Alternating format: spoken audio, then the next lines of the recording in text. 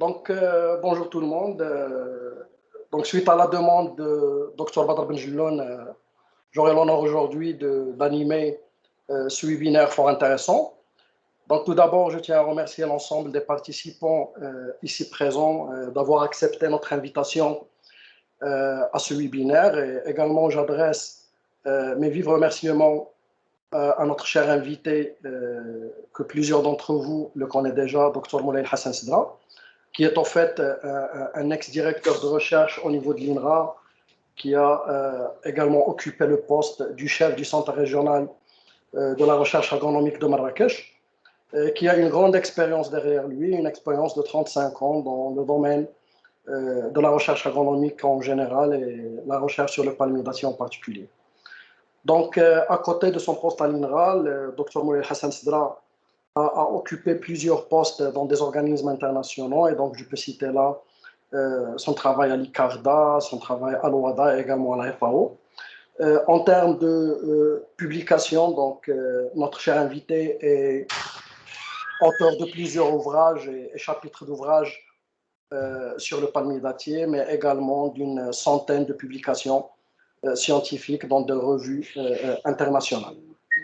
Donc, je dois préciser également que Dr Moulay Hassan Sidra a été primé plusieurs fois par des prix nationaux et internationaux. Et donc, on peut citer là le prix Khalifa international du palmier dattier, sa nomination également en tant que personnalité de l'année 2018 au Maroc pour le domaine de la recherche agronomique, et également sa distinction par la médaille d'or de la FAO en 2010.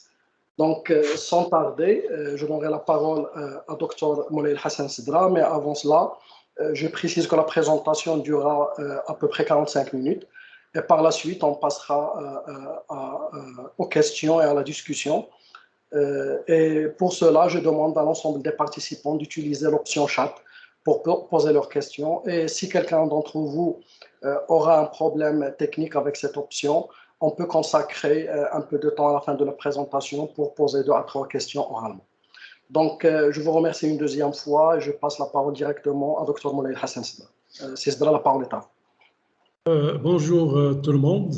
Tout d'abord, je tiens à remercier les organisateurs, l'INRA, pour ces séries de séminaires webinaires.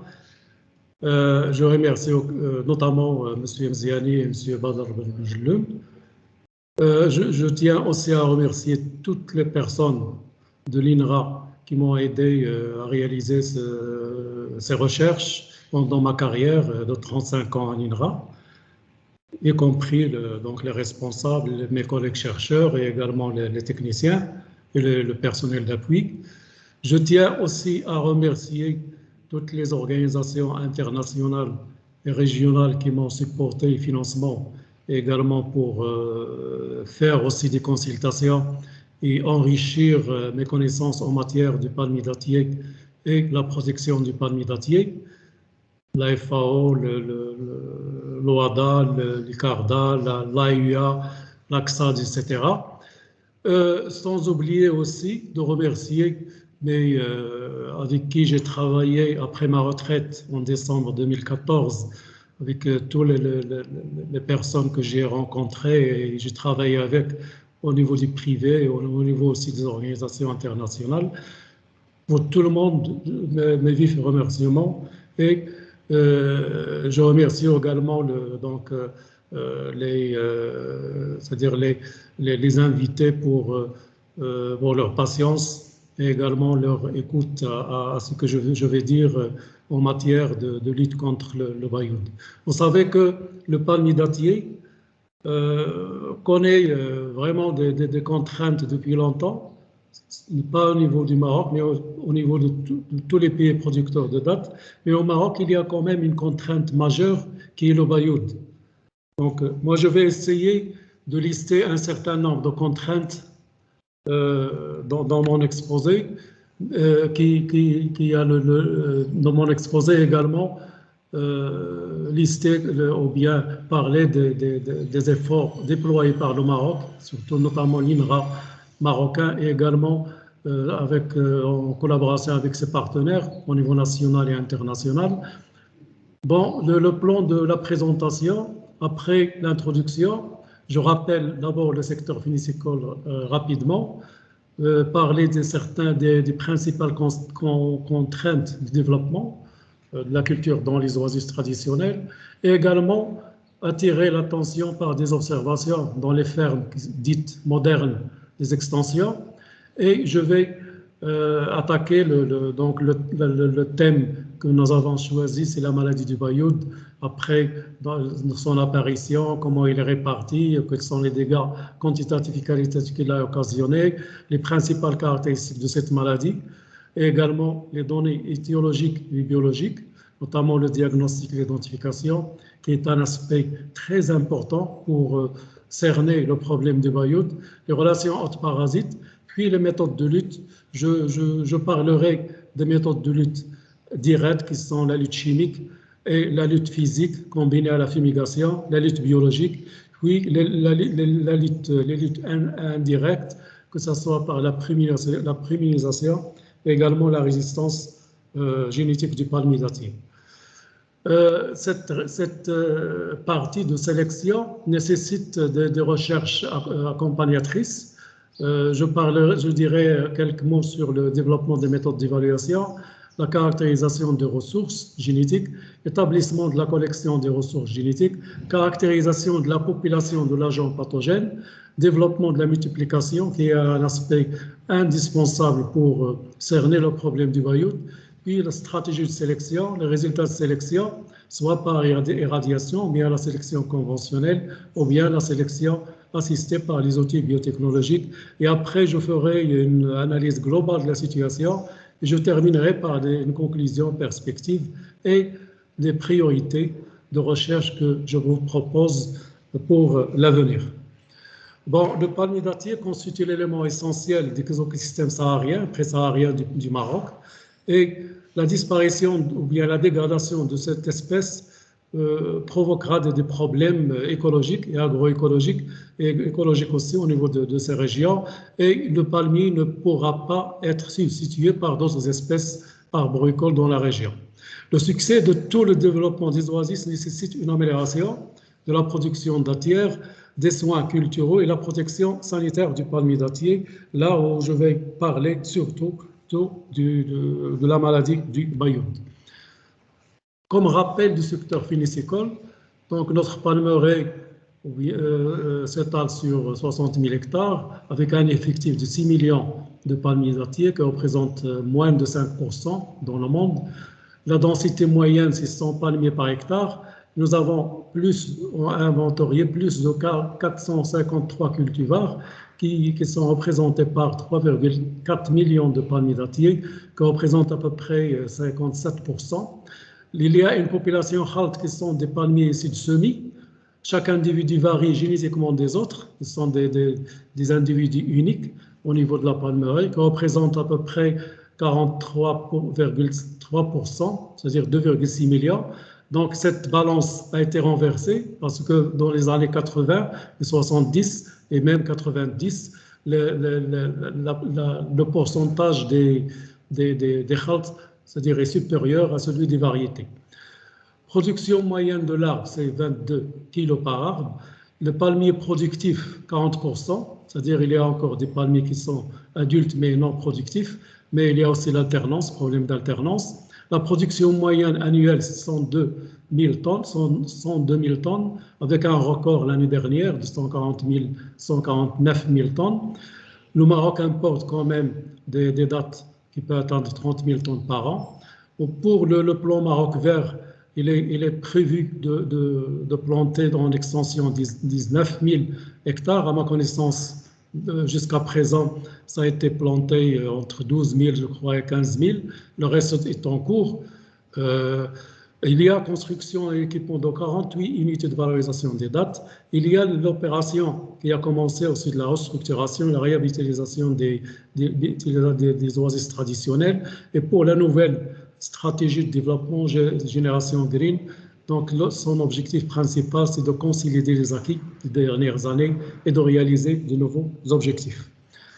La répartition du palmier dattier au Maroc, donc sur 4 régions, La région la plus importante du point de vue effectif, c'est Dratafilelt, avec 81%, qui représente 4,8 millions de palmiers dattiers, suivi par la région Souss-Massa, 13%, et l'oriental, 3%, et la région Golmin-Ouadnoun, 2%.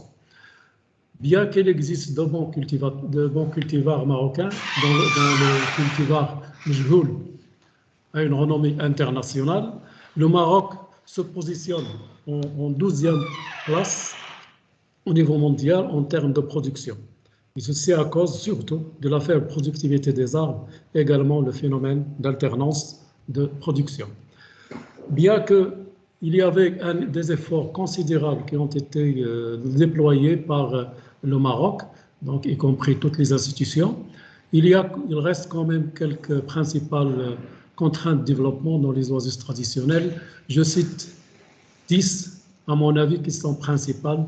Il y a la diversité phénotypique qui encore cause quand même des difficultés au niveau de la commercialisation des dattes. La plupart des variétés sont non commerciales. Il y a un manque de l'équilibre entre les cultivars commerciaux et également, c'est-à-dire l'aspect économique et également l'aspect écologique et préservation des ressources les ressources génétiques.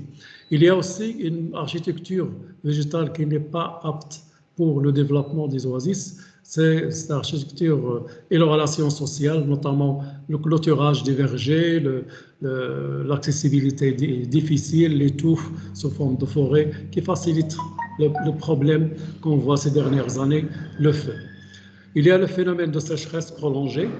Il y a aussi la salinité et l'ensablement dans certaines localités. Il y a une gestion déraisonnable de l'eau. Il y a les maladies et foyers des ravageurs qui, chaque année, réduisent la production de 10 à 35%. Il y a surtout l'impact du maladie du baïd qui est un facteur disrupteur et également sa pression continue. Faible technique de production post-récolte en général, faible valorisation, conservation, transformation, commercialisation. Bien sûr qu'il y a pas mal de coopératives qui ont commencé à améliorer leur opération dans ces différents aspects, valorisation, conservation, etc.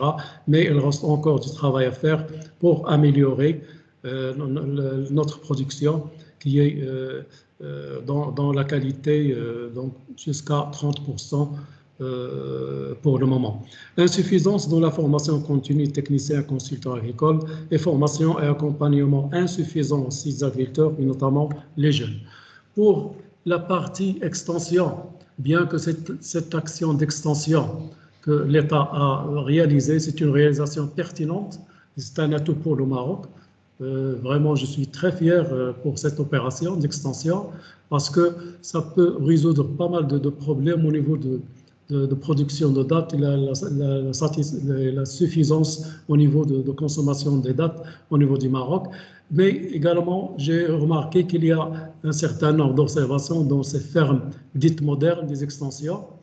J'en cite quand même une dizaine. D'abord, le profil variétal est très restreint. Et toute introduction d'un problème, d'une invasion d'un fléau, il y aura des problèmes parce qu'il n'y a pas une diversité, donc un minimum de diversité qui peut contrôler cette invasion. Développement des maladies du palmier dû à l'intensification. Bien sûr, on a vu des développements des maladies qui étaient rares et même peu fréquents dans les oasis. Introduction de nouveaux problèmes phytosanitaires. Bon, pas mal de problèmes qui ont été introduits dans ces régions, notamment des mauvaises herbes, etc., par le fumier et le compost. En général, la conduite de la culture n'est pas adaptée pour parler d'une phyliciculture moderne. Bien sûr, parfois, on applique des méthodes qui sont mises au point ailleurs, et on essaie de l'adapter ici dans les conditions marocaines, et ils ne sont pas vraiment adaptés à notre environnement, et également à notre savoir-faire local. La zone protégée contre les risques permanents de contamination avec le baïd est encore fragile et vulnérable. Bien sûr, je vais détailler quand même ce point-là. Discordance entre la disponibilité des arbres pollinisateurs et le nombre élevé des palmiers, absence d'une vision sur la destinée des dattes produites en grande quantité dans l'avenir, dans les années à venir.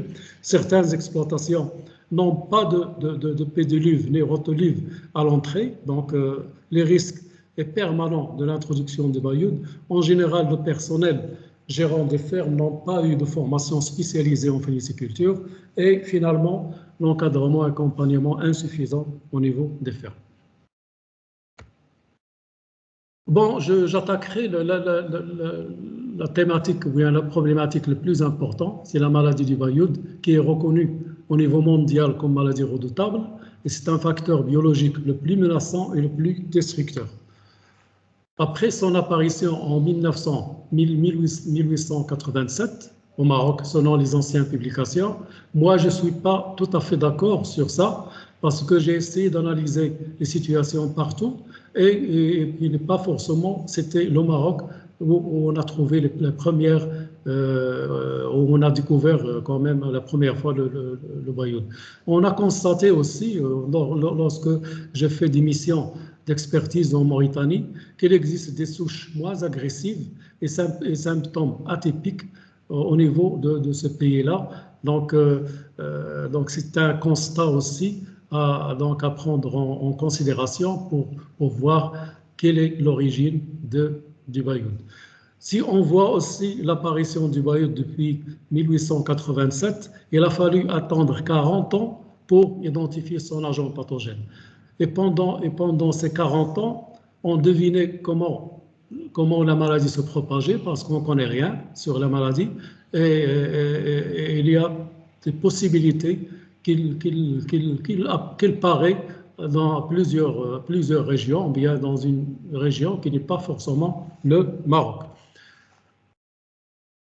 Officiellement, il n'y a que 3 pays qui sont contaminés, qui ont déclaré la contamination. Le Maroc, presque dans la majorité des palmeraies atteintes. En Algérie, les palmeraies ouest, sud et centre. En Mauritanie, quelques palmeraies d'Adrar au nord. Si on voit les mouvements selon la bibliographie et également les dates, mais ce sont des dates qui sont relevées par les chercheurs, mais j'ai essayé de faire des connexions, mais il y a des mouvements partout entre le Maroc et l'Algérie, et également la Mauritanie. Mais la Mauritanie, j'ai découvert le baïoud, c'est entre 1995 et 1999, mais avant on ne savait rien. Donc cette question est à revoir et à préciser. Les dégâts quantitatifs et qualitatifs du baïoud qu'on voit, c'est depuis son apparition, c'est selon la bibliographie, c'est 10 millions de palmiers au Maroc, 3 millions en Algérie, plusieurs dizaines de millions en Mauritanie, donc il n'y avait pas vraiment un recensement très précis. Mais tout ce qu'on voit aussi au niveau de notre palmeraie, surtout dans la vallée de Ziz, la région de Rachidia, Boudnib, etc., il y avait plus d'un demi-million de palmiers de Mjhoul, et en 50 ans, il reste uniquement un dixième. Donc ça veut dire que l'importance de l'effet destructeur de la maladie pour la variété Mjhoul. Pour le taux de destruction, on voit qu'en moyenne, généralement, c'est entre 4,5 à 12% de palmiers datifs morts par an. Mais dans certaines localités, nous avons relevé que ce pourcentage peut atteindre 35 à 100%. Par exemple, comme le montre cette photo, il y a 100% d'attaque d'une exploitation dans la région de Dra qui est dans la majorité des palmiers sont des variétés JVL qui est sensible. Maintenant, cette parcelle est délaissée et il n'y a plus de palmiers là-dedans.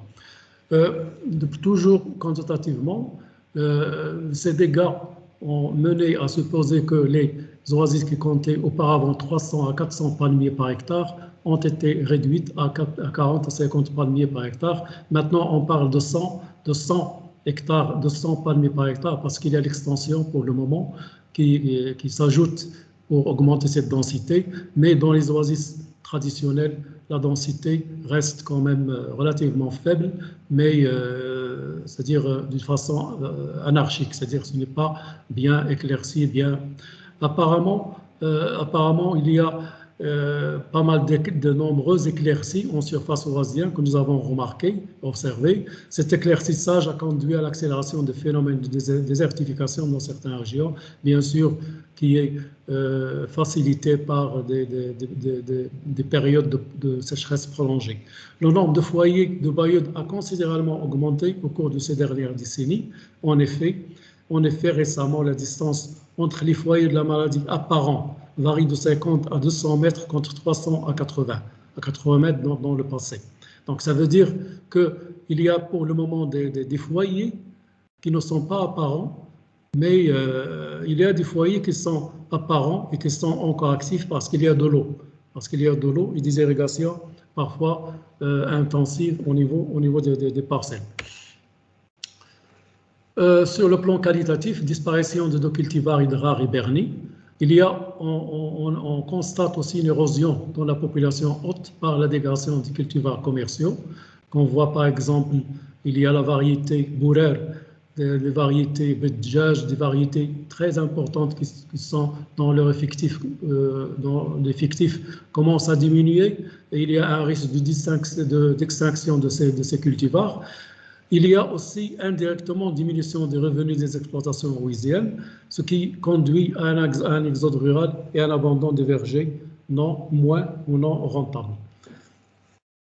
Heureusement, depuis les années 70, l'État marocain a employé des efforts considérables pour lancer des programmes de reconstitution de la palmeraie et s'intéresser au développement du palmier dattier, bien sûr avec un support technique et financier issu des organisations régionales et internationales, la FAO, l'OADA, l'AIA, AXA, DICARDA. Moi, j'ai été présent pendant ces périodes-là, qu'on a profité de ce support financier, bourse de recherche pour aider les chercheurs par la Fondation internationale, par la Fondation internationale pour la science, les bailleurs de fonds, le FADES, le BID, le FIDA, l'Union européenne, etc., puis la coopération bilatérale, surtout la France. Pour les caractéristiques du Bayoud, les différents sports de l'agent causal du Bayoud, le Bayoud produit des sports, notamment 3 types de sports, les microconidies, les macroconidies, les chlamydospores en chaîne. Ces chlamydospores qui permettent aux champignons de rester et de se conserver dans le sang plusieurs années. À gauche, on voit ici une colonie sauvage donc, qui est isolée d'un fragment de palme atteinte du Bayoud. Nous avons constaté aussi les différents types de symptômes. Bon, les symptômes typiques les plus fréquents, c'est sur la photo. On voit un caractère d'hémiplégie ici, donc un dessèchement d'un côté qui remonte vers le haut et descend vers le bas. Et là, la palme prend l'allure d'une plume mouillée. Alors que dans le cas des symptômes atypiques, qui sont rares, plus ou moins rares au Maroc, mais très fréquents en Mauritanie, pas d'hémiplégie, brunissement de vaisseau du milieu de rachis, palme atteinte, non pas de forme de plume mouillée. La maladie, aussi la nature de la maladie, c'est une maladie vasculaire. Il peut donc, le champignon, puisqu'il est dans le sol, il peut attaquer quelques racines pour attaquer le palmier adulte en passant par les vaisseaux pour atteindre les palmes et faire dessécher les palmes l'une après l'autre jusqu'à la mort de l'arbre. Il peut aussi contaminer les rejets à partir des petites racines développées à la base du pied mère. Donc la nature de l'agent causal, c'est un champignon habitant permanent dans le sol. Il peut attaquer d'autres plantes comme le palmier des Canaries, Phoenix canariensis. Il peut aussi s'héberger dans les racines et coller des plantes porteurs sains comme le henné et la luzerne. Les principales données étiologiques et biologiques, je vais citer quelques acquis. Heureusement, on a pas mal de résultats dans ces données-là qui nous ont aussi permis de voir clair comment on va lutter. Il y a des symptômes typiques et atypiques, comme je viens de dire, caractérisation morphologique culturelle du parasite, les maladies non transmises par les noyaux, moyen de dissémination de la maladie est connu, le cycle biologique est bien étudié, identification des plantes hôtes du parasite, le niveau d'agressivité des souches du parasite a été évalué en fonction de l'origine d'isolement le sol, plantes, hôtes, cultivars, localité géographique, la répartition spatiale dans le sol contaminé, c'est-à-dire dans les foyers. On a fait pas mal de travail dans ce genre-là dans les années 90 pour voir la répartition de ce parasite dans le sol. Niveau de compétition nutritionnelle du parasite dans le sol et la dynamique de conservation dans le sol, la conservation du parasite dans le sol et dans d'autres substrats. Pour les relations parasites, c'est un domaine, c'est-à-dire purement académique, mais on a travaillé ça avec la collaboration avec les facultés de sciences et en recrutant des thésards pour étudier les mécanismes d'infection parasitaire, les mécanismes de défense du palmier, caractérisation biochimique du parasite, sécrétion d'enzymes et de toxines. Nous avons pas mal de publications là-dessus. Il y a aussi d'autres chercheurs au niveau d'Algérie qui étudient ça, qui ont étudié ça. Pour le diagnostic et l'identification, bien sûr, le diagnostic, il faut développer des méthodes de diagnostic, comme on a vu, donc on a bien étudié les approches culturelles et morphologiques pour identifier le parasite. On a aussi, on basait cette identification sur l'aspect biologique par inoculation artificielle des plantes. Puis, on a développé aussi l'approche de compatibilité végétative génétique qu'on voit sur la photo à gauche. Donc, il y a la souche au milieu, c'est une souche de référence qui est le parasite. Les souches donc, à côté, confrontées, ce sont des souches suspeintes. Donc, s'il y a une formation d'un mycélium dense au milieu aérien, ça veut dire que les souches contiennent au groupe du parasite. S'il n'y a pas cette formation de mycélium, donc ces souches ne font pas partie du groupe du parasite. Après, on est passé aussi à la caractérisation de ces protéines, ces toxines, dans le but aussi de trouver s'il y a des petites molécules qu'on peut utiliser pour identifier le champignon parasite, à savoir ici pour le FOA, ici. Donc, ces pics-là, c'est l'acide fusarique. Et ici, il y a des petites pics, des petites molécules toxiques, phytotoxiques qu'on a isolées et testées, et ils peuvent être utilisés comme marqueurs biochimiques pour identifier l'agent pathogène. On voit ici au-dessous, pour un champignon qui n'est pas pathogène, il n'a pas ni d'acide fusarique ni ces substances.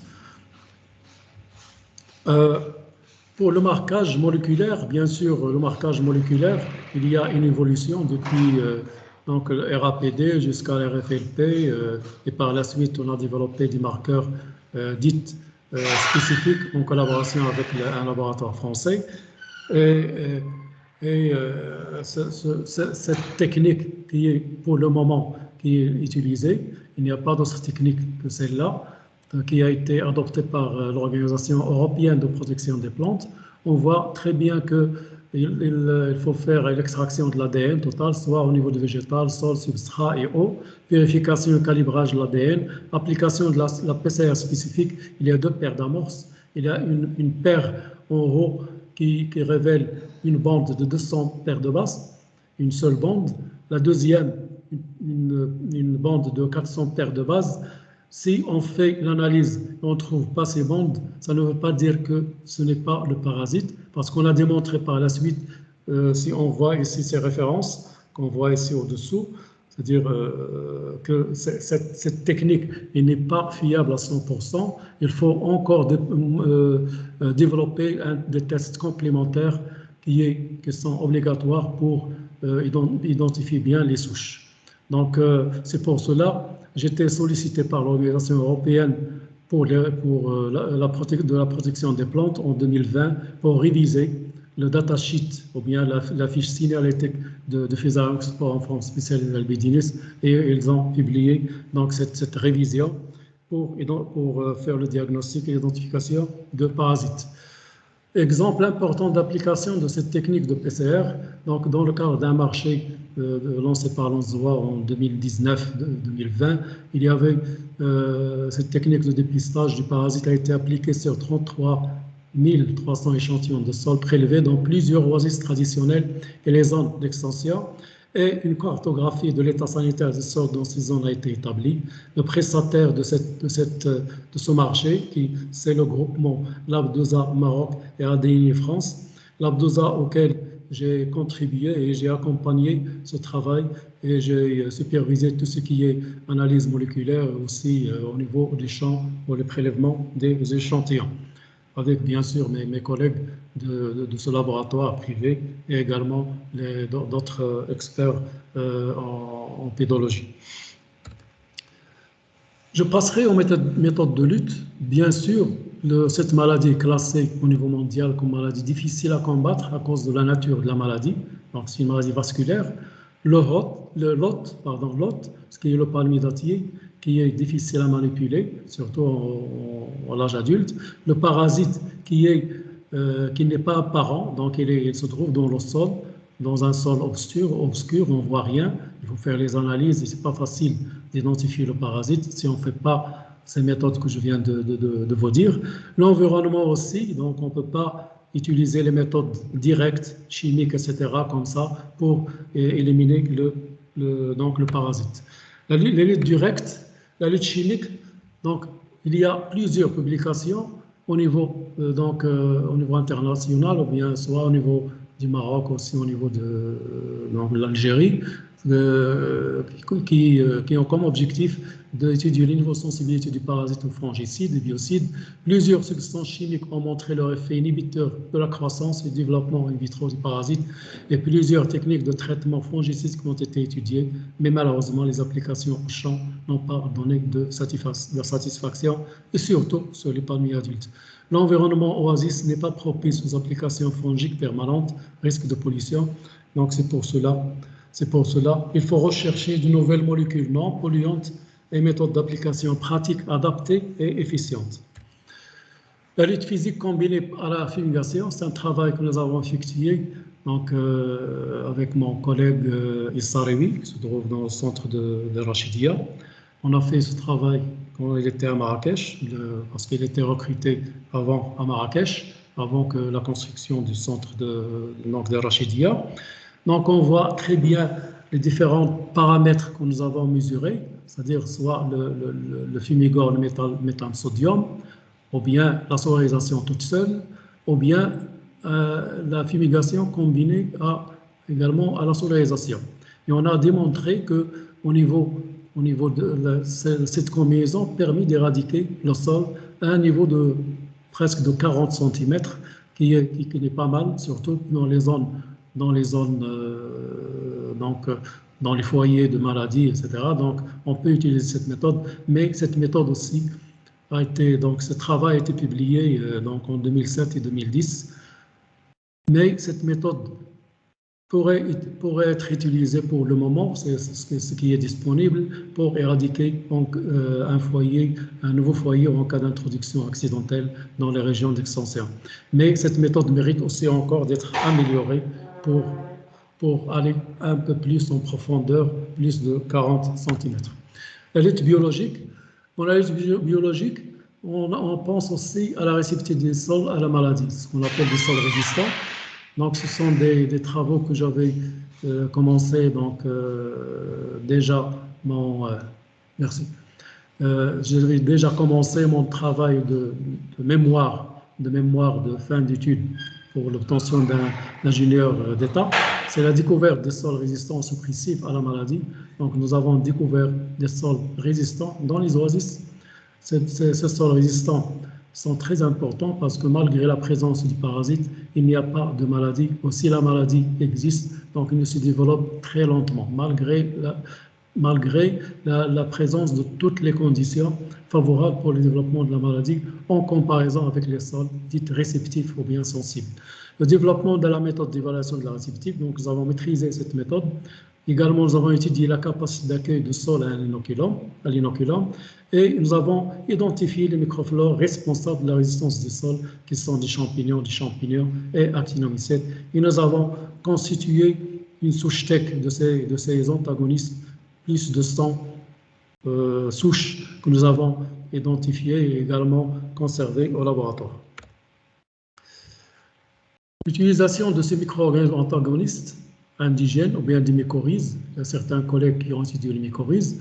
Bien sûr, ils ont montré un effet important au niveau des plantules sous serre, mais malheureusement, les essais n'ont pas été tentés au champ. Parce que ce qui nous intéresse aussi, c'est au champ aussi d'appliquer cette technique. L'utilisation des plantes dépresseuses du parasite, c'est-à-dire lorsqu'on mélange le sol avec un broyat de ces broyats de plantes libèrent des éléments biocides pour le champignon. Ils peuvent diminuer aussi la densité du parasite dans le sol. C'est un travail qu'on a entamé aussi avec mon collègue Sariwi et on a publié en 2010. Mais c'est un travail qui aussi mérite d'être amélioré et poursuivi et pour obtenir des résultats importants. La lutte indirecte, c'est pas la prémunisation. Bon, nous, à l'INRA, on n'a pas testé cette méthode parce que c'est pas facile d'après la bibliographie, bien que cet aspect a connu un succès dans d'autres couples plantes parasites, mais il n'y a que quelques publications dans le cas du Bayoud ont montré l'importance relative de la prémunisation dans la protection du palmier, mais ces résultats obtenus sous serre ont concerné les plantules du palmier dattier et aucune application n'a été réalisée au champ sur le palmier dattier. Cet aspect aussi mérite d'être développé pour évaluer plus son intérêt scientifique et préciser ses limites pratiques. La résistance génétique, qui est le cheval de bataille pour lutter contre le Bayoud. Le Bayoud est présent presque partout dans les zones traditionnelles des échelles différentes, mais on veut trouver un remède efficient, non polluant et durable. L'INRA, avec ses partenaires, s'est focalisé sur la lutte génétique par la recherche des variétés résistantes. Mais avant de passer donc à l'action pour chercher les variétés, il faut quand même développer ce qu'on appelle des méthodes accompagnatrices pour une méthode d'évaluation de la résistance. Donc, l'évaluation de la résistance du palmier dattier. Nous avons mis au point des techniques conventionnelles, des inoculations du palmier à différents âges, c'est-à-dire plantules, rejets, palmiers adultes en pépinière ou au champ. Et on a bien sûr publié ce travail, dose, la durée et la fiabilité. On a aussi développé, en collaboration avec la faculté de sciences, la sélection in vitro en utilisant les toxines du parasite, qui est un test très rapide. En 4 jours, 5 jours, même une semaine, on peut avoir des résultats. Sélection assistée, nous avons débuté à rechercher des marquants qu'on peut utiliser pour assister les marqueurs, pour assister à la sélection, mais on n'a pas, c'est-à-dire on n'a pas appliqué ça par la suite parce que bon, moi je suis parti en retraite et normalement il faut suivre ce travail parce que c'est l'avenir pour économiser un peu les moyens utilisés dans l'amélioration génétique du palmier dattier. Développement toujours des méthodes de lutte, des méthodes d'évaluation. On a développé des descripteurs du palmier, c'est-à-dire pour caractériser les ressources génétiques. On voit mon premier bouquin en 2001, le descripteur du palmier. Il y a plus de 120 critères morphologiques et agromorphologiques aussi.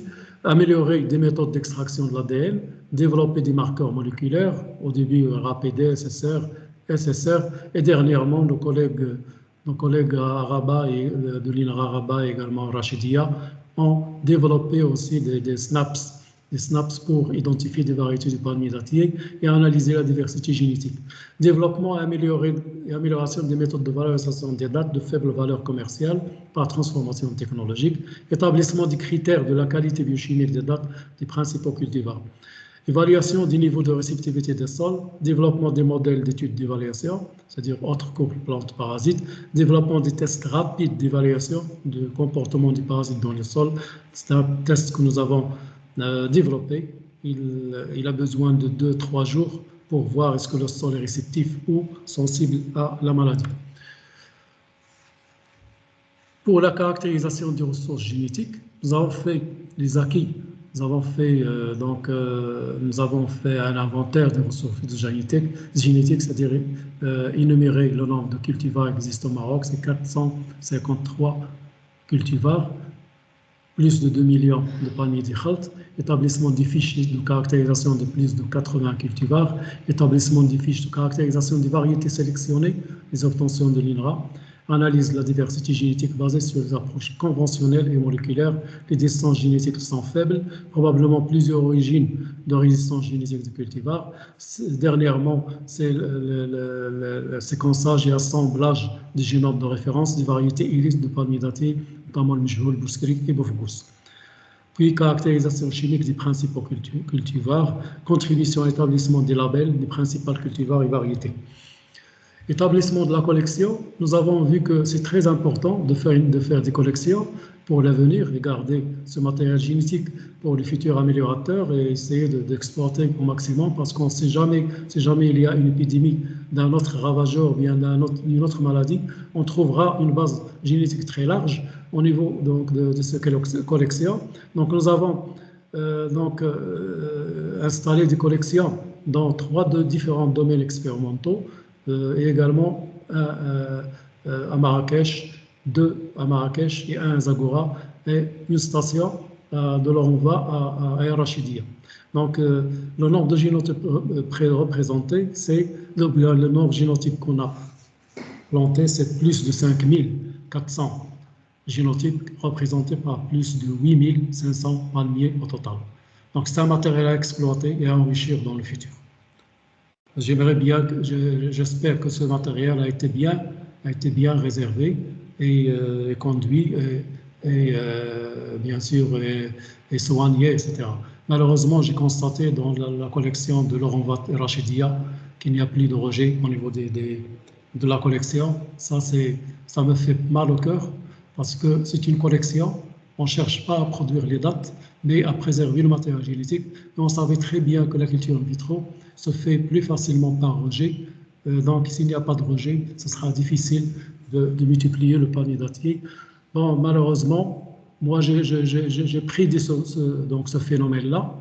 Et donc, là, il y a presque 400 individus dans cette station de l'Orval Rachidia, 400 individus génotypes très importants, mais pour éviter ce genre de problème à l'avenir, avant de sortir à la retraite, j'ai prélevé une trentaine parmi les élites de cette station. Je les ai plantés aussi à la station de l'INRA de Zagora.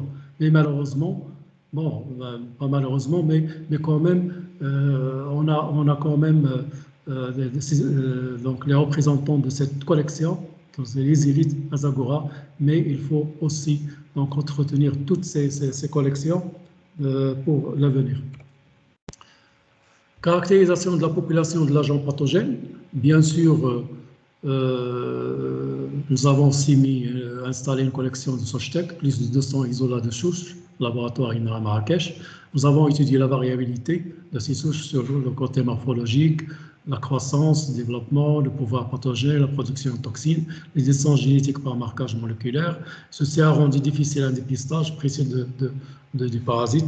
Et on a vu que, c'est-à-dire les dernières publications annoncent par nos collègues de Rabat et Rachidia et un chercheur aux États-Unis, ils ont fait un raft assemblage des séquences de génome des parasites. J'espère que ce travail va être continu, mais il faut aussi voir des souches représentatives parce que la souche qu'ils ont utilisée, c'est une souche que j'ai isolée dans les années 90. J'ai essayé de la préserver au laboratoire avec des passages par inoculation artificielle pour garder son pouvoir pathogène, mais j'ai constaté à partir de 2008-2009 que cette souche a été dégénérée, donc il faut travailler sur des souches sauvages pour avoir un génome vraiment naturel et correct.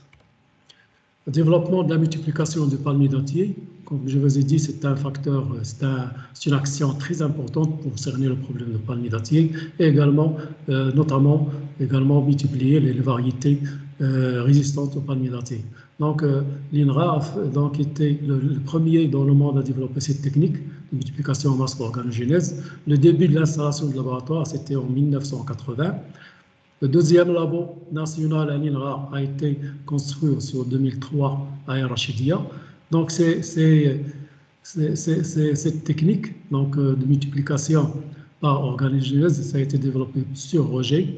Il a été adapté sur plus de 30 cultivars et variétés.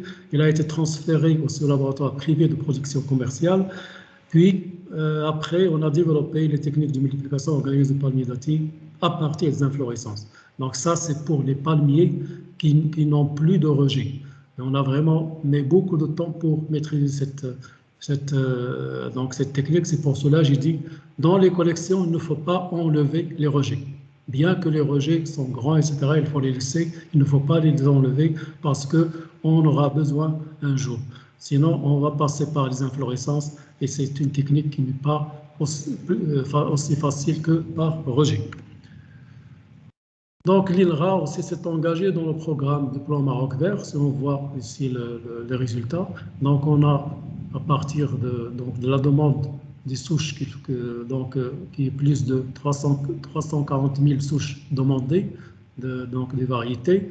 Donc, l'INRA a produit presque 81%. Et il a livré que 51% parce que ces dernières années, les laboratoires préfèrent le matériel Mejhoul, Bofugous et Boskri. Et malheureusement, Njda, il n'est pas aussi demandé que Mejhoul et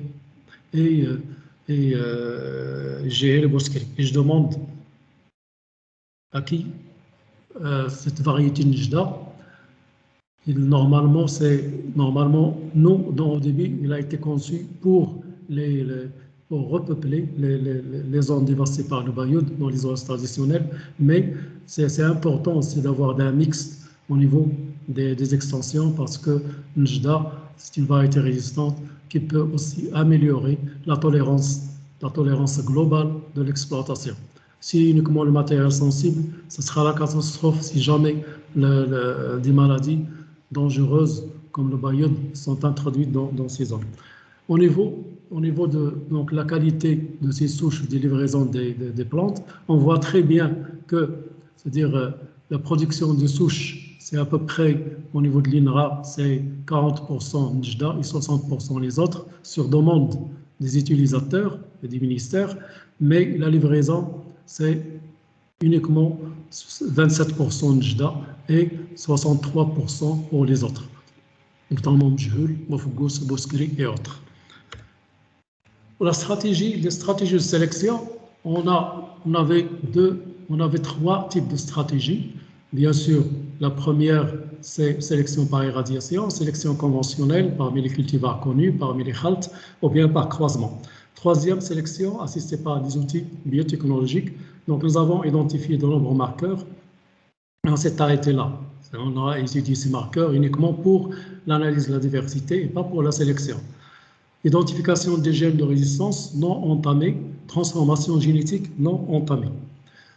La sélection, les résultats de sélection par irradiation, on voit ici au niveau du schéma, donc à partir des explants ou bien des souches au niveau in vitro. Donc on a irradié, bien sûr, avec l'appui de l'AIA et également les collègues, donc on était un groupe, le collègue in vitro, le culture tissu, et moi, etc. Donc nous avons irradié ces souches et le laboratoire de culture in vitro a produit les plants corrigés à partir de ces souches. Dans mon laboratoire, on a fait des tests de sélection in vitro utilisant les toxines du parasite parce qu'on ne veut pas détruire les plants, parce que les plants, on va les planter par la suite. C'est pour cela on a fait ces tests au niveau du feuillage pour garder les plants pour les plantations après. Et après, donc, on a choisi ceux qui résistent à la toxine avec ceux qui sont sensibles à la toxine. Et on les a plantés à Zagora, au milieu d'une collection de palmes adultes. Mais je crois que c'était les années 2009-2010 et je ne sais pas pour le moment, je n'ai aucune information sur ces palmiers, c'est des palmiers mi-temps évalués au champ. Je ne sais pas est-ce qu'il y avait un suivi, est-ce qu'il y avait par la suite une évaluation de ce matériel, parce que c'est important, sinon on peut recommencer cette technique et sur la variété Mejhoul pour avoir un Mejhoul résistant uniquement par mutation, par le biais de radiation gamma. Docteur Sidra, Oui. désolé de vous interrompre. Juste, je vous demande si vous pouvez accélérer un peu la présentation parce que vous avez épuisé déjà les 45 minutes. Si vous pouvez l'accélérer un peu, ça sera. Merci. Donc, je suis presque à la fin. Donc, le résultat de sélection, entre la période 1973-88, parmi les cultivars connus, donc il y a 7 cultivars résistants, une récente Boukhani qu'on a ajoutée. Parmi les sélections des Khald, nous avons 7 variétés femelles, 2 variétés mâles. Par la sélection par croisement, nous avons 40 variétés femelles et 10 variétés mâles. Voilà l'exemple des obtentions de l'INRA qui ont été enregistrées et protégées. Donc, il y a Sidrat, Draouian, Jda, Mbrok, l'Amal, Bourrihan, Al-Faïda. Ailleurs, c'est une variété qui est très importante du point de vue poids de la date et qualité de la date, mais elle est sensible. On voit ici donc leur signification avec leur numéro de sélection. On voit ici, on a comparé un peu le poids des dates, le poids moyen des dates et le nombre de dates par kilo. On voit très bien sur 57 échantillons, bien cultivars et variétés, on voit que la plupart des clones ou bien des variétés sélectionnées, ils sont, c'est-à-dire au-dessous de top 50. Les variétés sélectionnées comme résistants, ils sont en jaune, ils sont en top 20.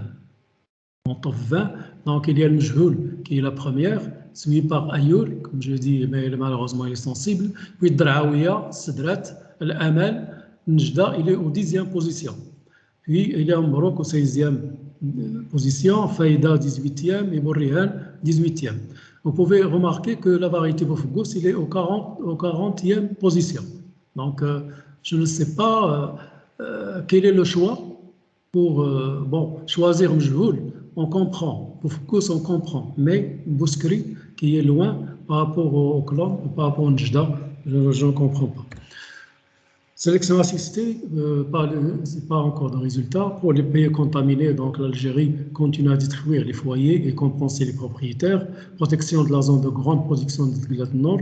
Mauritanie sensibilisant les agriculteurs. Prévention et de surveillance.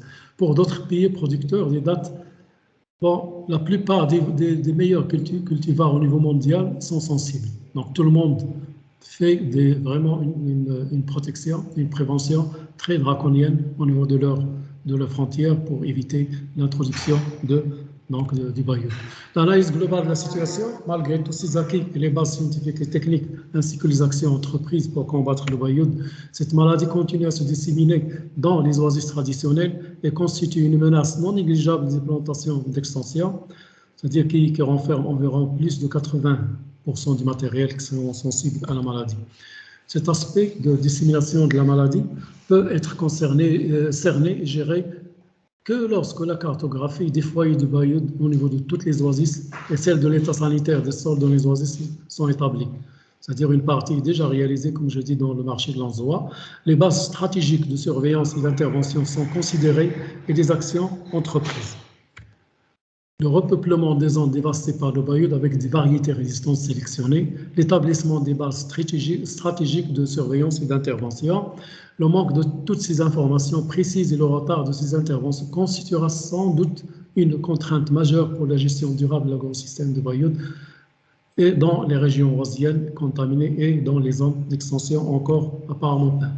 Le succès de cette gestion permettra placer un système fiable et permanent de surveillance et d'échange entre les zones contaminées et indemnes, c'est-à-dire il y a toujours le risque, il est là, même pour les zones d'extension.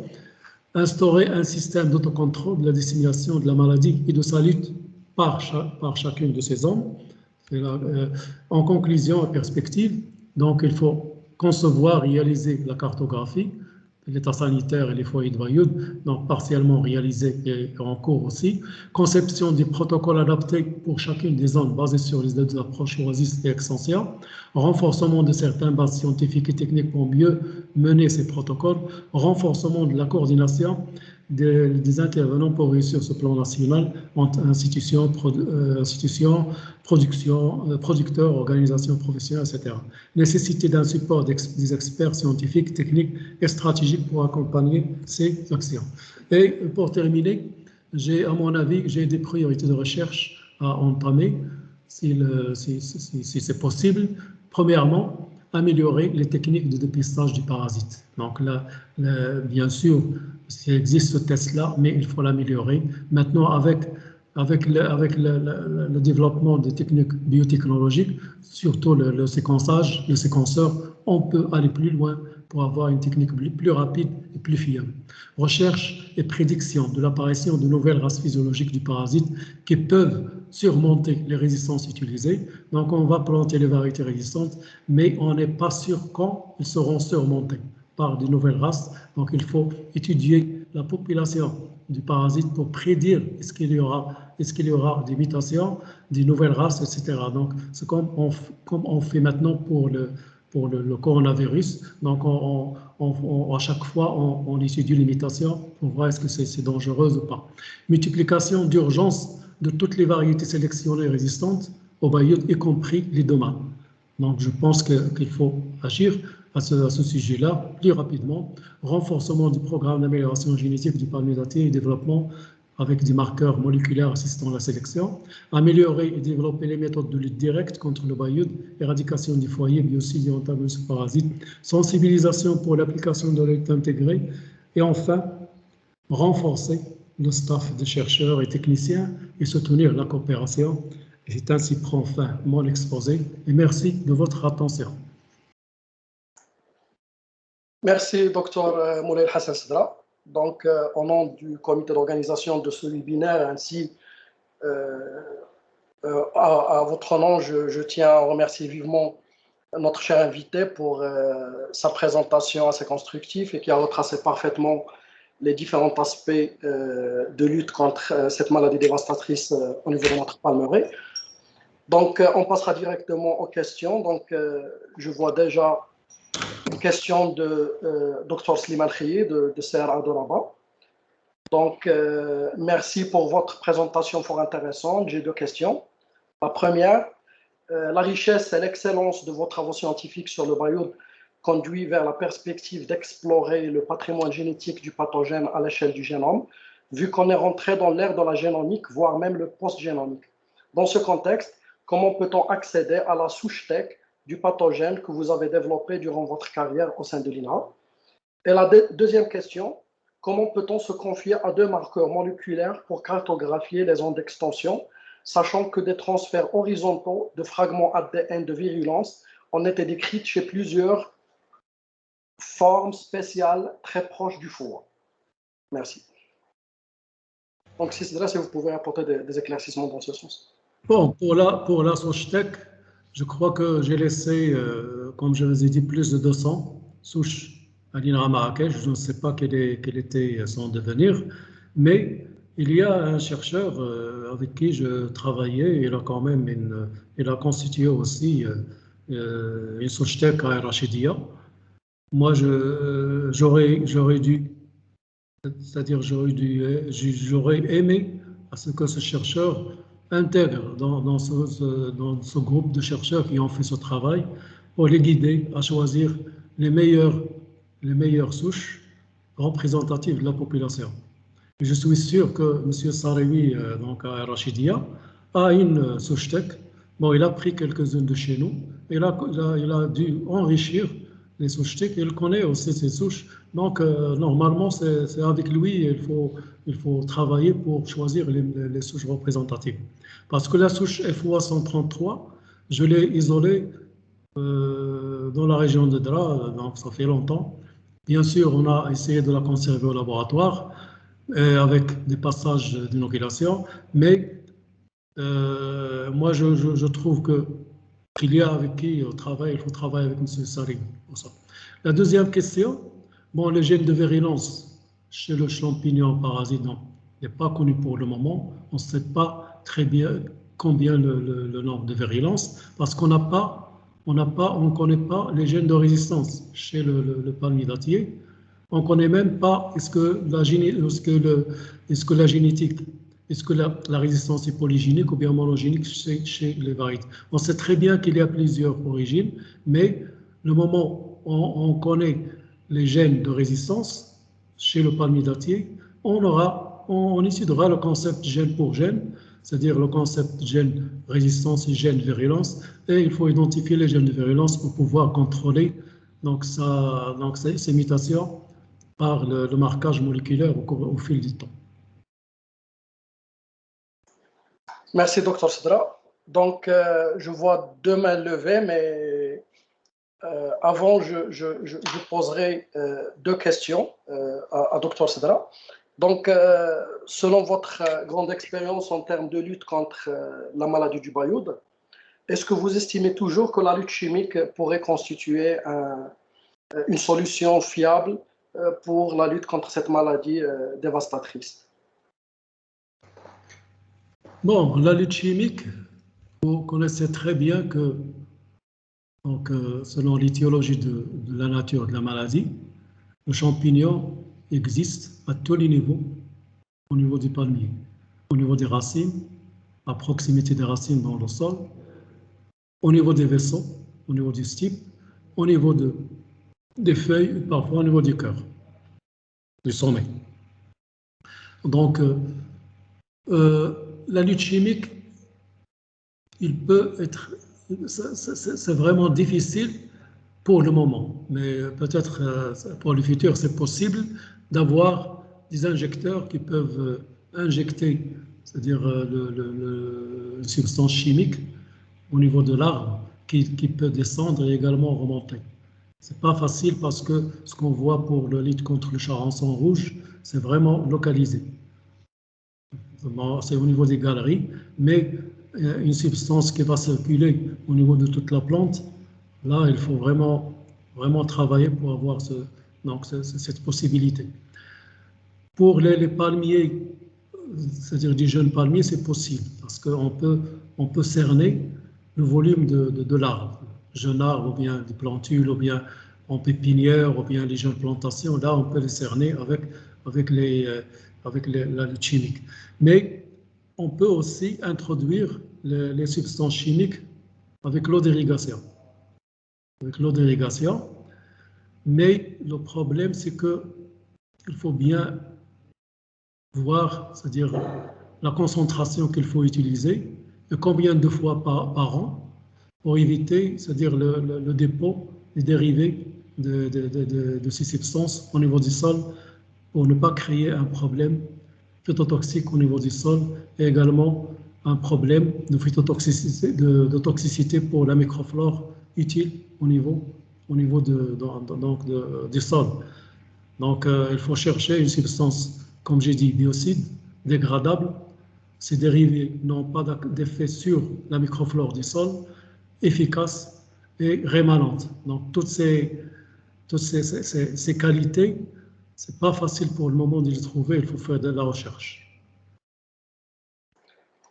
Merci. Donc, ma deuxième question, c'est à propos de la densité d'échantillonnage pour la détection du fusarium au niveau du sol. Donc, il y a un grand débat qui a été déclenché dernièrement concernant ce point. Est-ce que vous avez fait des études dans ce sens pour déterminer qui est la densité optimale pour pouvoir donner des résultats fiables concernant la présence ou l'absence du bayoud au niveau du sol à travers les analyses par la suite? Vous savez très bien que la PCR, pour réussir une PCR, il faut une quantité d'ADN minimale. C'est de l'ordre d'un picogramme. D'accord? Pour réussir la PCR. Donc l'ADN au niveau d'un sol, lorsqu'on fait l'extraction au niveau d'un sol, déjà on extrait l'ADN total de la microflore. Si le parasite se trouve parmi cette microflore, son ADN est très dilué dans l'ADN total. D'accord? Donc il faut faire des tests pour avoir au niveau de chaque échantillon l'ADN de la microflore. Il faut faire des tests pour avoir les limites de détection sur chaque échantillon. D'accord? Oui. Donc la densité, m'ont prélevé 1 gramme du sol dans un échantillon, il est critiquable, mais on n'a pas d'autre solution. On ne peut pas prendre plusieurs. L'essentiel, c'est de prendre plusieurs kilos, de mélanger et après prendre un échantillon. de mélange, de mix, après traitement du sol. Comme ça, on aura plus de chances de trouver quelques molécules l'ADN de l'ADN du champignon dans le sol. Mais il y a maintenant des méthodes de détection de l'ADN trace. Il y a des méthodes de purification et de détection de traces de l'ADN trace. Mais c'est un travail à développer par la suite. Et également, le test, il faut développer le test aussi. Merci, Dr Sidra. Donc, une autre question de Dr Mohamed Ammari. Donc, il dit que c'est une présentation très intéressante. Je tiens à en remercier Sidra ainsi que les organisateurs. Ma question est, peut-on envisager la biostimulation comme nouvel outil de lutte contre ce fléau? Bon, là, la stimulation, il y a deux types de biostimulation. La première, c'est-à-dire inoculer des plants avec un champignon qui va prémunir, qui va faire l'immunisation contre le champignon. Mais ça, c'est, comme je vous ai dit, c'est un travail qui a montré son efficacité sur les plantules, mais n'a pas été testé sur le palmier adulte. Et est-ce qu'il n'est pas durable?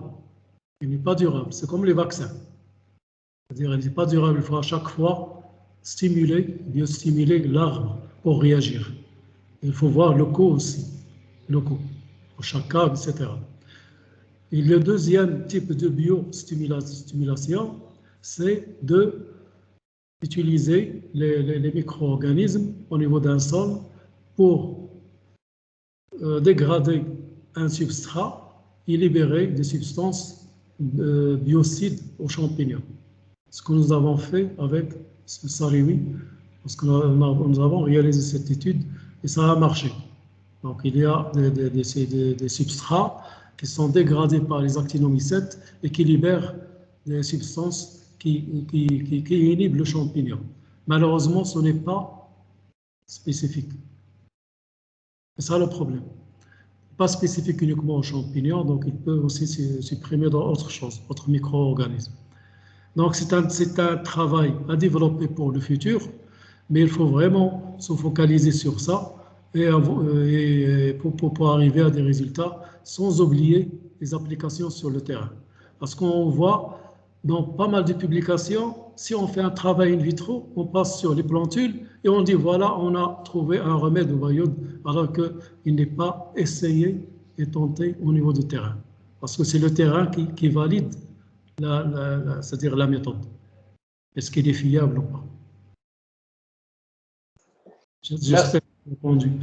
Merci, Dr Sidra, pour ces éclaircissements. Donc, on passera à une question orale qui sera présentée par Zahid Abdelraqib. Oui, bonjour à tous, vous m'entendez? Oui. C'est bon. Bonjour, merci Monsieur Sidra pour cette présentation très complète. On apprend beaucoup de choses sur cette maladie. Et merci à Monsieur Mziani pour l'organisation. Bon, je suis d'Olivier Hassan II et j'ai une petite question, c'est presque la suite de la question de Monsieur Mziani sur l'utilisation des produits chimiques. On sait que maintenant il y a un virage international pour la recherche vers la lutte biologique, l'utilisation des antagonistes. Tout à l'heure, vous avez dit dans votre présentation que la lutte biologique, on est allé au transfert dans le champ. Ma première question, c'est pourquoi? Bon, on connaît les contraintes, mais il faut bien évidemment à un moment donné essayer. Est-ce que ça ne peut pas être aussi une solution? On connaît les contraintes d'aller au champ, être confronté au stress abiotique aussi. Est-ce que ce n'est pas quelque chose qui doit être aussi bien développé au parallèle? Vous avez bien insisté sur la partie génétique, mais la lutte biologique, je pense, elle a toute sa place, surtout dans un contexte maintenant international qui favorise cette voie. Je vous remercie. Merci pour votre question. Moi, je crois que la lutte biologique, ou bien microbiologique, est possible, surtout au niveau des plantations.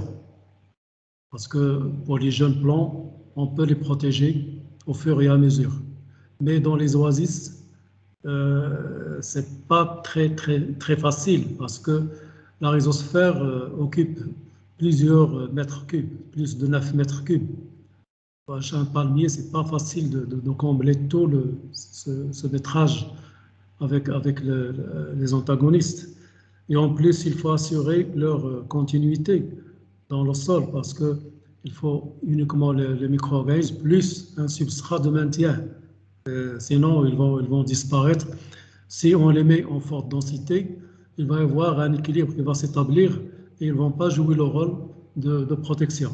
Ce que j'ai constaté moi-même lorsque j'ai fait ce test sur les plantules, après 1 année, 2 années, donc la diminution, le taux ou bien la densité des antagonistes diminue. Donc il faut les maintenir au niveau du sol. Donc comme j'ai dit, pour les nouvelles plantations, extensions, etc., c'est possible. Moi, je les ai proposées depuis longtemps. Donc c'est de préparer un paquet ou bien un package où il y a les antagonismes, un substrat pour alimenter et assurer le maintien de ces antagonistes au moment des plantations. Au moment des plantations dans la rhizosphère, et au fur et à mesure, on contrôle c'est-à-dire la dynamique et la conservation de ces micro-organismes au niveau du sol pour rétablir un équilibre, un autre équilibre biologique contre l'agent pathogène. C'est ça la question aussi des sols résistants. Ils sont résistants pourquoi? Parce que dans le sol, un sol résistant, il y a un équilibre en défaveur du parasite. C'est-à-dire le champignon n'arrive pas à s'installer et de se développer dans ce sol. Donc la capacité d'accueil est presque nulle dans ce sol résistant. Il faut faire ça artificiellement dans un sol naturel. Donc il faut essayer d'arriver à ça. C'est ça. Je pense que j'ai répondu à la question. Merci, Dr Sidra. Donc, on passera directement à notre cher professeur Mohamed El-Houmeizi pour poser sa question sur Dr Sidra. Dr Houmeizi.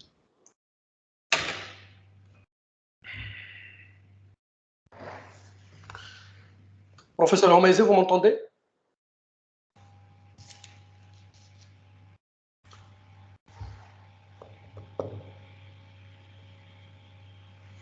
Donc, en attendant de régler ce problème,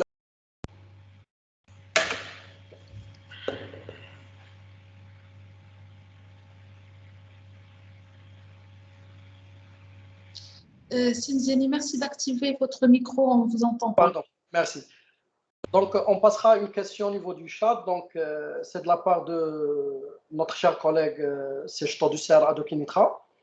Donc, merci pour les organisateurs de ce webinaire et merci aussi pour Dr Sidra pour cette excellente présentation. Ma question est la suivante. Y a-t-il une évaluation des impacts économiques et environnementaux des acquis de recherche sur le Bayoud au niveau des oasis? Merci à tous.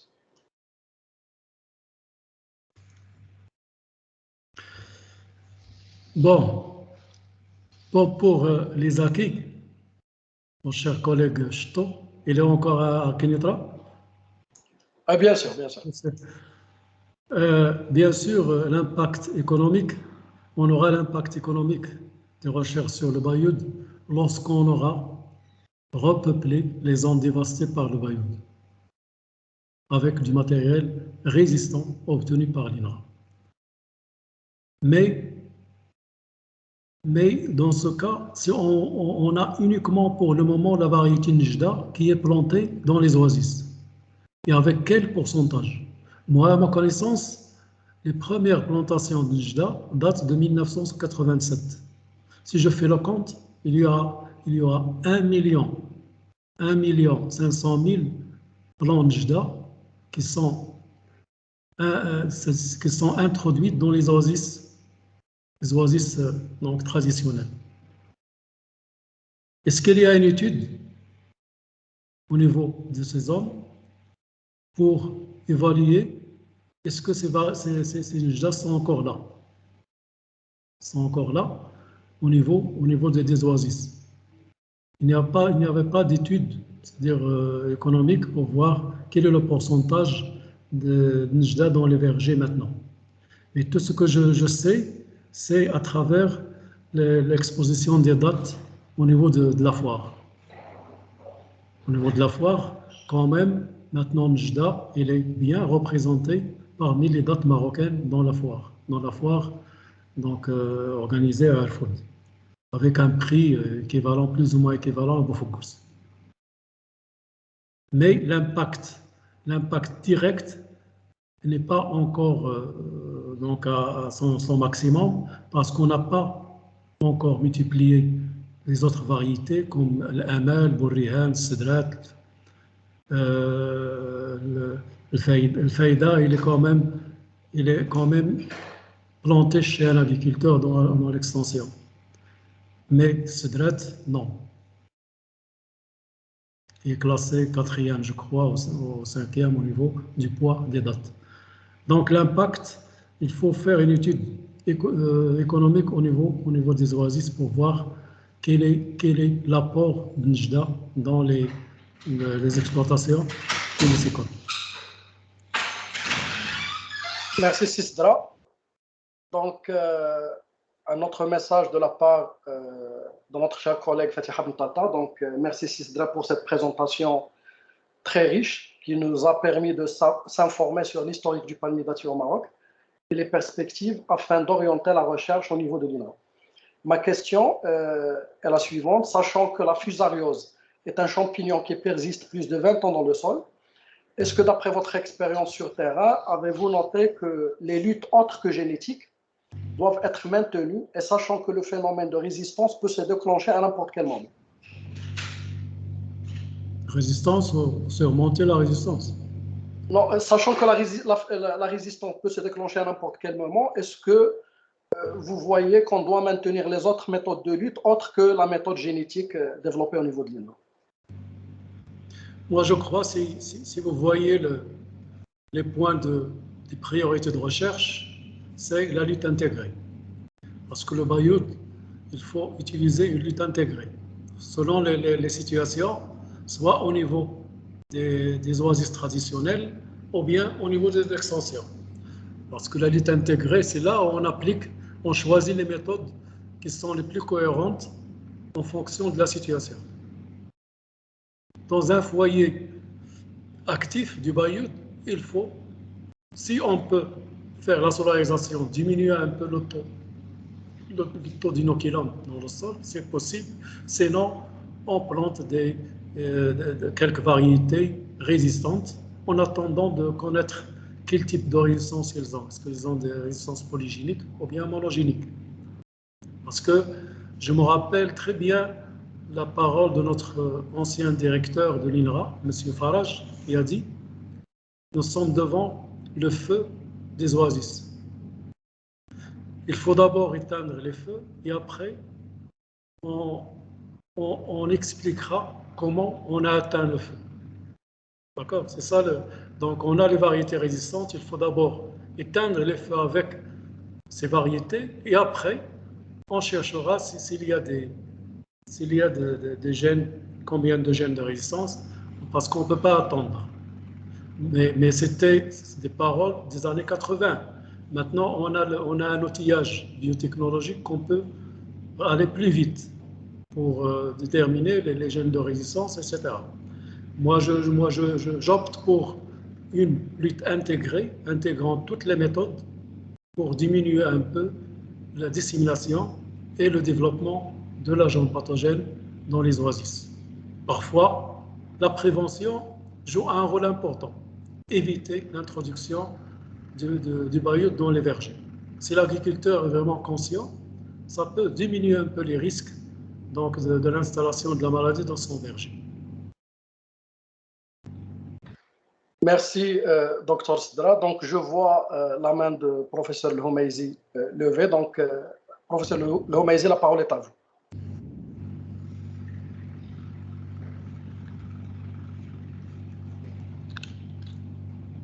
Professeur Lhomeizi, vous m'entendez? Malheureusement, il y a toujours ce problème. Donc,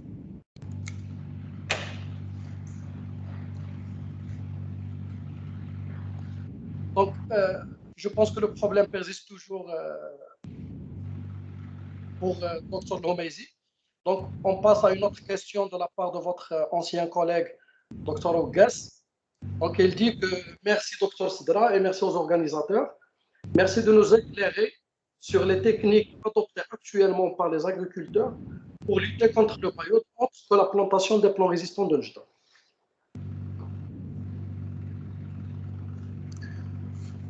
Quel agriculteur? Les oasis traditionnels ou les autres, les investisseurs? Les deux.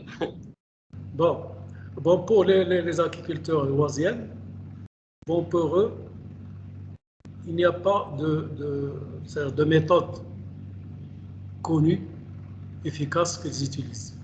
Bon, il y a pas mal de traitements comme ça avec des choses pareilles, mais ce n'est pas efficace. Mais malheureusement, ils continuent à planter des palmiers sensibles dans les foyers. Et ça, c'est une grave erreur et c'est une action dangereuse. Parce que plus qu'on a de matériel sensible dans les foyers, plus qu'on aura une multiplication intensive de champignons. Et puisqu'on connaît au niveau de chaque palmier qui est mort, donc il se décompose et il laisse dans le sol des milliards et des milliards et des milliards de spores. Des spores avec une mutation, naturellement 1 sur 1 million ou bien 1 sur 10 millions, il y a de fortes chances d'avoir des variabilités au niveau de champignons. Donc il n'y a pas d'action en général chez les agriculteurs oasiens pour contrarier le paillote. Certains utilisent, bon, ils font la prévention, mais ils ne savent pas tous les moyens de dissémination du paillote. Au niveau des extensions, bon, il y a des fermes maintenant qui installent le pédiluve et le rotolive, donc à l'entrée. Mais le problème, c'est que au niveau des ouvriers qui viennent des oasis, qu'il faut vraiment les former et les informer, les sensibiliser sur les moyens de dissémination de la maladie du paillote. Parce qu'un ouvrier, il peut marcher donc dans son verger, dans les oasis, il peut prendre le champignon dans son pantalon, etc., avec une souille de la terre, comme il peut aussi introduire, je ne sais pas, des boutures d'amandes qu'il peut les cultiver dans les fermes pour faire du thé. Il peut prendre des boutures au niveau des parcelles, des boutures enracinées, prendre le sol, etc. Donc il y a des risques. Il y a des fermes qui font ça, mais la sensibilisation n'est pas généralisée. Parce que les gestionnaires de ces fermes, la majorité n'ont pas eu une formation, soit en féliciculture ou bien en protection des palmiers dattiers. Merci, Sistra. Donc, je pense que c'est la dernière question. Non, il y a d'autres questions. Donc, c'est une question de la part de Seb Charé, de Serra Doujda. Quelle est la sensibilité de la variété de Glet Nord au paillote? C'est une variété qui est extrêmement sensible au paillote. La preuve, c'est qu'on a presque tous les palmiers plantés à Zagora, presque la majorité ont péri à cause du paillote. C'est une maladie, c'est une variété très sensible. Donc, c'est pour cela son effectif a largement diminué dans la région de Figig. Il n'y a plus de déglatement à Figig et à Boudnib et à Bouena. Avant, il y avait des palmiers de déglatement dans ces régions, mais à cause de la pression du paillote, il n'existe plus. Il y a un effectif très réduit, très sensible. Oui. Donc, merci Sizdra pour ces éclaircissements. Donc, une autre question de notre cher collègue Faïq Kardouane de l'ONCA. Donc, merci Dr Sizdra pour votre excellente présentation. Merci à l'équipe de l'INRA pour l'organisation. Ma question est la suivante. Quelles sont vos consignes pour une exploitation raisonnable des déchets du palmier sans contribuer à la propagation de cette maladie, sachant que la tendance récente de l'agriculteur va dans le sens de valoriser les déchets de palmier à usage agricole, que ce soit sous forme d'aliments de bétail ou par l'opération du compostage. Merci encore une fois. Bon, c'est une question qui revient à chaque fois, donc au niveau des exploitations, au niveau même des séminaires. Bon, les déchets, il faut d'abord faire un inventaire des maladies qui existent dans ces vergers à exploiter. Est-ce qu'il y a des maladies qui sont transmises par ces déchets ou pas? Deuxièmement, il faut connaître, il faut utiliser une méthode de désinfection de ces déchets, une méthode efficace de désinfection de ces déchets. Troisièmement, il faut aussi donc l'utilisation de ces déchets, parce que lorsqu'on désinfecte un déchet, il devient inerte, comme un milieu de culture. Il faut être sûr qu'on n'a pas introduit un agent pathogène donc au niveau des lieux de production, parce qu'on ne peut pas faire ce travail en plein air, alors que parfois il y a des spores, des maladies qui sont, je ne dis pas dangereuses, mais quand même gênantes pour le palmier dattier, qui peuvent être transmises par les déchets. Bon, le bayoud, il peut résister à 70 degrés, sec, pas humide. Mais quand même, il faut vraiment utiliser une technique qui est pour le traitement de ces déchets, une technique qui est efficace et fiable pour éviter la production du bayoud dans ces déchets. Parce que si jamais un gramme n'est pas bien infecté, il n'est pas bien désinfecté, le champignon va se multiplier comme sur un milieu artificiel, sur ce déchet, et il va devenir, il va augmenter sa densité au niveau de ces déchets. Donc il faut faire attention, il faut vraiment une traçabilité bien conçue et scientifique pour l'utilisation, traitement de ces déchets et leur utilisation. J'espère que j'ai répondu. Merci Cisdra. Donc, une autre question de la part de Dr Ahmed Sabri du CRA de Rachidia. Donc, c'est une question légitime puisqu'elle est originaire de Tinrir. Donc, la question est, d'après votre riche expérience, est-ce que la variété Otokdim pourrait constituer l'une des variétés à développer? Merci. La variété Otokdim, ça c'est en dehors du bayoud. Mais la variété Otokdim, c'est une variété dite de montagne, de haute altitude. C'est pour cela qu'elle représente les oasis de Tinrir, c'est-à-dire d'Adès ou bientôt Dra. C'est une variété qui est, à ma connaissance, très riche, la plus riche en protéines, d'après les travaux de Mademoiselle Harraq. Cependant, elle est très sensible au bayoud. Donc, si on veut l'exploiter, on peut les exploiter dans les zones à haute altitude et également à l'abri du bayoud. Voilà. Merci Cisdra. J'espère que le problème technique du professeur Romaizi a été résolu. Donc, si vous m'entendez, vous pouvez intervenir.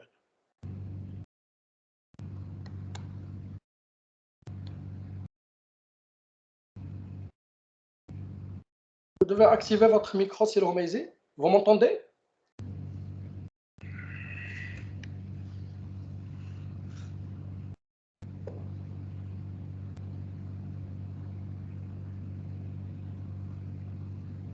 Sir Romaizi, vous m'entendez? Donc, on passera à la question de Dr Adil Sariwi, notre cher collègue ici à CRA de Rachidia. C'est Adil, s'il vous plaît. Bonjour tout le monde. C'est Reda. J'ai plutôt des commentaires que des questions pour Cisdra, parce que je voudrais juste le remercier pour l'excellent exposé qu'il a réalisé. Il nous a donné un aperçu un peu général et complet sur l'historique de la maladie et puis les méthodes de lutte, etc. Donc, chose que je connaissais déjà, vu notre collaboration ensemble depuis qu'il a été donc, mon parrain, depuis que j'ai atterri à l'INRA. Donc, et c'est dans son laboratoire et sous sa supervision que j'ai appris les préceptes de la maladie et de la phytopathologie d'une manière en général. Je voudrais juste apporter quelques compléments d'information par rapport à ce que Dr Sidra a rapporté dans son exposé. Deux points essentiels. Donc, le premier, c'est pour la résistance génétique et les mécanismes de résistance, ou bien la relation, les relations hôte-parasite, c'est-à-dire le fusarium palmidatier.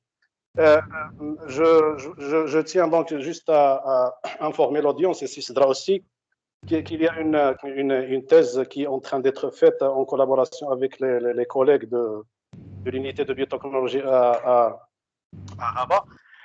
Donc, nous avons travaillé sur ce qu'on appelle les six genes. Les six genes, ce sont des gènes des effecteurs, c'est-à-dire des gènes de virulence qui ont été découverts initialement chez le pathogène de la tomate, donc la forme spéciale Lycopersicii, et qui ont été par la suite découverts chez plusieurs fusarioses, c'est-à-dire chez plusieurs agents pathogènes qui causent des fusarioses vasculaires chez plusieurs plantes, dont le bananier, le melon, le lin, etc. Donc, il a été établi que les fusariums, les pathogéniques, ils ont un génome qui est commun par rapport aux fusariums saprophytes, mais ils ont un nombre d'extrachromosomes qui portent ces gènes de virulence. Et ces gènes, ils sont appelés des six genes, c'est-à-dire des secreted in the xylem, ou bien ce sont des protéines de faible poids moléculaire qui sont sécrétées dans le xylème des autres. Et donc, des méthodes de détection de ces six genes par la PCR ont été développées et validées sur plusieurs espèces ou bien formats spécialistes du fusarium.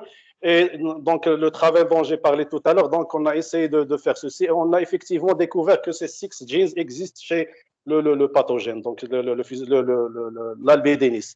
Et donc, ceci présage d'une forme d'interaction de gène pour gène, c'est-à-dire un gène de virulence qui interréagit avec soit la présence ou l'absence d'un gène de résistance vis-à-vis chez le palmidatier. Et donc, sur la base de cette interaction, soit il y a maladie, soit il y a résistance. Et donc, c'est un axe à développer dans le futur avec les gens, avec les bioinformaticiens, les gens, les pathologistes et les biotechnologistes en général. Le deuxième point auquel je voudrais apporter juste une petite pièce d'information sur la base des informations ou bien de mon sujet de thèse, c'est la lutte biologique. Donc, traditionnellement, les gens, à travers le monde, donc ils parlaient d'isolement d'antagonistes de plusieurs régions du globe, voire donc prendre un antagoniste d'un pays et puis essayer de l'exploiter dans d'autres pays. Mais les études récentes ont montré que cette approche n'apporte pas de satisfaction pour la simple raison qu'un antagoniste ou bien un micro-organisme isolé dans un milieu, quand tu l'introduis dans un autre milieu, il est rapidement, c'est-à-dire overcompeted, c'est-à-dire il subit une compétition rude de la part des micro-organismes indigènes, il finit par disparaître. Donc, alternativement, ils ont pensé à travailler sur les micro-organismes, c'est-à-dire indigènes, c'est-à-dire travailler dans un sol. Dans un sol, il y a toujours quelques micro-organismes qui peuvent avoir des effets antagonistes. Et donc, il faut juste savoir la méthode de gestion pour favoriser ce genre de micro-organismes. Et donc, dans ce sens, il y a des études qui ont montré que pratiquer la monoculture dans une parcelle pendant une longue période peut transformer un sol d'un sol suppressif à un sol résistant à une certaine maladie. Il a été prouvé aussi pour quelques maladies des fusarieuses. Et le principe, il est simple. Donc, avec une seule plante cultivée, il y a un seul type ou bien une gamme restreinte d'exudats racinaires sur lesquels les micro-organismes au niveau de la rhizosphère entrent en compétition et ce sont les plus compétents, les plus compétitifs qui arrive à dominer cette rhizosphère. Et pour être compétitif, soit il faut avoir une capacité de croissance très rapide, ou bien il faut avoir des substances antimicrobiennes. Et ces substances antimicrobiennes, donc ces micro-organismes, ils entrent dans une guerre d'accumulation d'armes, c'est-à-dire de produits antimicrobiens. Et de cette interaction, les pathogènes subissent des dégâts collatéraux. Donc c'est ça le mécanisme qui explique qu'un sol devient de plus sensible, devient résistant. Donc c'était juste quelques compléments d'informations que je voulais donc partager avec l'audience, avec CISDRA. Et encore une fois, je réitère mes félicitations et mes remerciements pour ces docteurs. CISDRA, donc, qui a été l'instigateur de la recherche donc sur le bio de la pathologie des paludistes en général. Et on espère donc pouvoir poursuivre sur son chemin et apporter un plus pour tout ce qu'il a fait pour l'INRA et pour le Maroc et le secteur phénicicole en général. Merci. Merci, Saadil, pour votre intervention. Donc, il y a toujours la main levée de professeur Mohamed El Houmeizi. Oui, Vous avez oui, des... Ok, oui. ok. Vous pouvez intervenir, Saadil. Merci, c'est Adil, donc, de votre intervention et des informations donc, qui enrichissent également l'audience. Bon, ces gènes-là de virulence, normalement, les gènes de virulence, ils ont une spécificité. Parce que bien qu'ils sont peut-être dans les mêmes sites au niveau du génome, mais ils peuvent avoir quelques petites différences pour rendre spécial l'agent pathogène. Bon, chez la tomate, bon, il attaque que la tomate. Le melon, il attaque que le melon. L'albidinus, il attaque principalement que le palmier dattier. Donc, il va y avoir des gènes de virulence, mais spécialisés. C'est-à-dire il y a une partie qui va être spécialisée au niveau du génome. Ces informations confortent aussi ce que nous avons obtenu au niveau des toxines. Au niveau des toxines, nous avons obtenu des petites molécules, c'est-à-dire qui n'existent pas chez les autres, même chez les autres formes spéciales, et qui sont vraiment spécifiques pour l'albidinus. On avait même pensé de remonter, c'est-à-dire d'identifier ces molécules, de remonter la génétique pour voir quelles sont les protéines et quels sont c'est-à-dire les gènes qui codent pour la production de ces toxines. Mais c'est un travail qui nécessite vraiment un généticien au niveau des champignons pour nous aider c'est-à-dire à définir quels sont les gènes qui contrôlent ces molécules toxiques qui sont spécialisées pour l'albidinus. Là, c'est important. Donc, pour la lutte biologique, oui, effectivement, il faut utiliser les organismes indigènes. Non, on n'a jamais introduit un antigène de l'extérieur. C'est vrai, il faut travailler sur les antagonismes donc, locaux. Et également, pour les sols résistants, nous avons démontré que lorsqu'on autoclave un sol résistant, la résistance disparaît. Ça veut dire qu'il y a un équilibre. Donc cet équilibre microbien qui joue le rôle de la résistance. Bien sûr, avec la texture du sol qui renforce cette résistance. C'est ça le résultat de nos travaux que nous avons faits. Donc c'est un créneau aussi à développer par la suite pour rendre un sol résistant et assurer la durabilité de cette résistance. Merci. Merci une deuxième fois, Cisdra. Donc, il y a la main levée de professeur Mohamed El Houmeizi. Si vous m'entendez, Sir Houmeizi, vous pouvez intervenir. J'espère que votre problème technique est déjà résolu. Sir Houmeizi.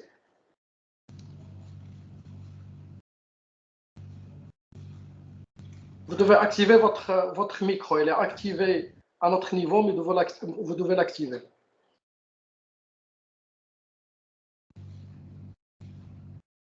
Malheureusement, le problème persiste toujours. Donc, il y a une dernière question de la part de Madame Bazida Rachida. Donc, Jazakallah khair, Monsieur Sidra et toute l'équipe.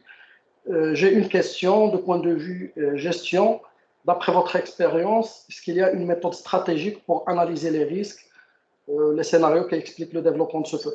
Donc, je pense qu'il demande des méthodes de lutte intégrées contre cette maladie. Est-ce qu'il y a une méthode de lutte intégrée contre cette maladie? Je n'ai pas bien saisi la question. Est-ce que c'est la lutte ou la prévention?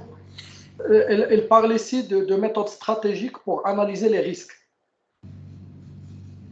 Bon, les méthodes stratégiques pour analyser les risques, il existe des méthodes qui sont conçues par l'ONSA pour analyser les risques de chaque ravageur. Donc, bien sûr, en se basant sur les moyens de dissémination donc de la maladie, comment la maladie se dissémine, comment l'agent pathogène se conserve, comment il se multiplie, etc. Et quelles sont les actions faites par les utilisateurs donc du palmier dattier, etc. Donc l'analyse des risques, c'est connu, c'est au niveau de l'ONSA qu'ils conçoivent cette méthode. Mais les risques, il n'y a pas de risque zéro. Même pour les extensions, parce qu'on a démontré que j'ai été un jour malmené dans une tempête de sable, qui vraiment, on ne voit rien au niveau de la route, et ce sable il vient des oasis. Donc probablement il y a des dépôts. Il y a des dépôts par le vent de sable dans les zones d'extension. Mais ces dépôts, comme je vous ai dit, donc la probabilité de trouver un grain de sable auquel le champignon est accroché est très, très faible. Et même s'il est déposé sur le sol, il est exposé automatiquement au soleil. Et le soleil, il peut quand même éradiquer le champignon qui se pose sur le soleil. Mais si on travaille le sol, là, on va cacher ou bien enfoncer ces grains de sol ces grains dans le sol, et le champignon, il peut se réveiller, il peut se multiplier, il peut s'activer. Donc il y a toujours ce risque-là, mais il faut avoir un système d'autocontrôle, une surveillance, c'est-à-dire personnelle. Si jamais il y a quelque chose qui soupçonnait, le BAED, il faut intervenir. Et plus l'intervention est rapide, plus on éradique la maladie. Merci Sidra. Donc, on a déjà épuisé le temps consacré à la discussion en question. Donc, à votre nom et au nom de toute l'équipe d'organisation de ce webinaire, je tiens à remercier pour une deuxième fois notre cher invité, Dr Moulay Hassan Sidra, qui a accepté de partager avec nous sa grande expérience en termes de phéniciculture en général, mais en termes de lutte et de protection de cette espèce en particulier. Je tiens à remercier également tous les participants pour votre patience et également pour votre réactivité. Juste, je vais épuiser davantage de votre gentillesse pour annoncer le prochain séminaire qui aura lieu après 15 jours sous la thématique Agricultural Research and its Response to Cereal Value Chain Integration, et qui sera présenté par notre cher collègue Dr Nasrallah Nasr al-Haq. Donc merci à vous tous et à la prochaine, Inch'Allah. Merci. Merci. Au revoir tout le monde. Assalamu.